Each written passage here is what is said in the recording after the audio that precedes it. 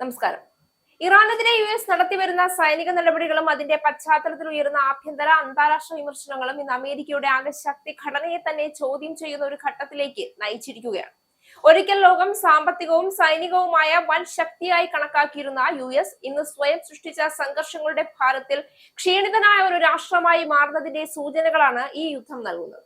പ്രത്യേകിച്ച് ഹോർമൂസ് കടലിടുക്കുമായി ബന്ധപ്പെട്ട സംഘർഷം ആഗോള വ്യാപാരത്തിനും എണ്ണ വിതരണത്തിനും നിർണായകമായ ഒരു കേന്ദ്രത്തെ സൈനിക സമ്മർദ്ദത്തിന്റെ വലയത്തിൽ കുടുക്കിയിരിക്കുകയാണ്.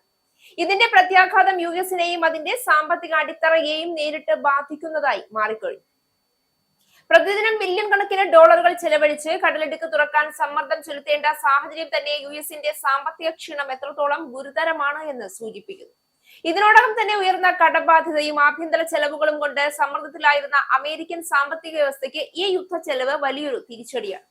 യുദ്ധം നീളുന്നതിനൊപ്പം ഇന്ധന വില വർധന, വിലക്കയറ്റം, തൊഴിലില്ലായ്മ തുടങ്ങിയ ഘടകങ്ങൾ ശക്തമാവുകയും സാധാരണ അമേരിക്കക്കാരുടെ ജീവിത ചെലവ് കുത്തനെ ഉയരുകയും ചെയ്തിട്ടുണ്ട്. ഇതിലൂടെ ആഭ്യന്തര അസന്തോഷം വളരുന്നതിനോടൊപ്പം സർക്കാരിന്റെ നയങ്ങൾക്കുള്ള പിന്തുണയും കുറയുന്നു എന്നത് വ്യക്തമാണ്. അതിനിടയിൽ ഇറാനെതിരെ US നടത്തിവന്ന യുദ്ധത്തെ വിമർശിച്ച് അമേരിക്കൻ സെനറ്ററായ ക്രിസ് മർഫി തന്നെ നേരിട്ട് രംഗത്തെത്തി കഴിഞ്ഞു. ഹോർമൂസ് കടലിടുക്ക് വീണ്ടും തുറക്കുന്നതിന് ഓരോ ദിവസവും US-ന് $2 ബില്യൺ ആവശ്യമാണെന്നും ക്രിസ് മർഫി പറഞ്ഞു.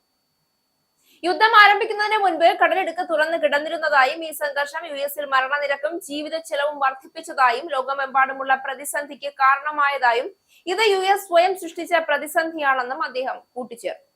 ഇതാണ് പ്രശ്നം. യുദ്ധം ആരംഭിക്കുന്നതിന് മുൻപ് കടലിടുക്ക് തുറന്നു കിടന്നിരുന്നു. ഇപ്പോൾ നമ്മൾ സൃഷ്ടിച്ച ഒരു പ്രശ്നം പരിഹരിക്കാൻ ശ്രമിക്കുകയാണ്. ഇത് ഭ്രാന്താണെന്നാണ് അദ്ദേഹം തുറന്നടിച്ചത്. $2 ബില്യൺ എന്നത് വലിയ തുകയാണ്. ഓരോ ദിവസവും യുദ്ധത്തിന് വേണ്ടി ചെലവഴിക്കുന്ന ഏറ്റവും കുറഞ്ഞ തുക ഇതാണ് എന്നും അദ്ദേഹം കൂട്ടിച്ചേർത്തു. നിലവിൽ നടക്കുന്ന യുദ്ധത്തിനിടയിൽ ആഗോള കപ്പൽ ഗതാഗതം നിയന്ത്രിക്കാനുള്ള നീക്കത്തിന്റെ ഭാഗമായി ഇറാൻ ഹോർമൂസ് കടലിടുക്ക് വഴി കടന്നു പോകുന്ന ചില കപ്പലുകളിൽ നിന്ന് $2 മില്യൺ, അതായത് ഏകദേശം 18.8 കോടി രൂപ ഈടാക്കാൻ തീരുമാനിച്ചിരിക്കുകയാണെന്ന് റിപ്പോർട്ടുകൾ പുറത്തുവന്നിരുന്നു. ഇറാനിയൻ നിയമസഭാംഗവും പാർലമെന്റിന്റെ ദേശീയ സുരക്ഷാ കമ്മിറ്റി അംഗവുമായ അലാവുദ്ദീൻ ബറൂർജി സ്റ്റേറ്റ് ബ്രോഡ്കാസ്റ്ററായ ഇസ്ലാമിക് റിപ്പബ്ലിക് ഓഫ് ഇറാൻ ബ്രോഡ്കാസ്റ്റിംഗിനോട് പറഞ്ഞത് ഈ വലിയ ടോൾ ഇതിനകം നടപ്പാക്കിയിട്ടുണ്ട് എന്നാണ്. ഇസ്രയേൽ ഇറാനിൽ പുതിയ ആക്രമണ പരമ്പരകൾ ആരംഭിക്കുകയും യുദ്ധം അവസാനിപ്പിക്കുന്നതിനുള്ള ചർച്ചകൾ നന്നായി പോവുകയാണെന്നും ഹോർമൂസ് കടലിടുക്ക് തുറക്കാൻ ഇറാന് കൂടുതൽ സമയം നൽകുന്നു എന്നും അവകാശപ്പെട്ട് US പ്രസിഡന്റ് ഡൊണാൾഡ് ട്രംപ് ആക്രമണങ്ങൾ വർദ്ധിപ്പിക്കുകയും വിപുലീകരിക്കുകയും ചെയ്യുമെന്ന് വെള്ളിയാഴ്ച ഭീഷണിപ്പെടുത്തി. എന്നാൽ പിന്മാറുന്നതിന്റെ സൂചനകളൊന്നും ഇതുവരെ ഉണ്ടായില്ല എന്ന് മാത്രമല്ല, ശക്തമായ തിരിച്ചടി വീണ്ടും ഇറാന് കൊടുക്കുകയും ചെയ്തു. ദീർഘകാല യുദ്ധങ്ങളിൽ ഏർപ്പെടുന്നതിന്റെ ഫലമായി സൈനിക വിഭവങ്ങൾ ചിതറുകയും സൈനികർ മാനസികവും ശാരീരികവുമായി ക്ഷീണിതരാവുകയും ചെയ്യുന്നു എന്നതാണ് അമേരിക്കയുടെ ഇന്നത്തെ അവസ്ഥ. പുതിയ സാങ്കേതിക വിദ്യകളിൽ മുൻതൂക്കം പുലർത്തുന്നുവെങ്കിലും അസമമായ യുദ്ധരീതികളും ഭൂപ്രദേശപരമായ വെല്ലുവിളികളും US-ന്റെ സൈനിക മേൽക്കോയ്മയെ പരിമിതപ്പെടുത്തുന്നു. ഇതിലൂടെ ഒരിക്കൽ അനായാസ വിജയം ഉറപ്പാക്കിയിരുന്ന സൈനിക ശക്തി ഇന്ന് സംശയത്തിന്റെ കീഴിലാണ്. അന്താരാഷ്ട്ര തലത്തിൽ US-ന്റെ പ്രതിച്ഛായയും ഈ യുദ്ധം മൂലം തകർന്നു പോവുകയാണ്. പല രാജ്യങ്ങളും US-ന്റെ നടപടികളെ വിമർശനാത്മകമായി കാണുകയും ഈ സംഘർഷം ആഗോള പ്രതിസന്ധിക്ക് വഴിവെച്ചതായും വിലയിരുത്തുകയും ചെയ്യുന്നു.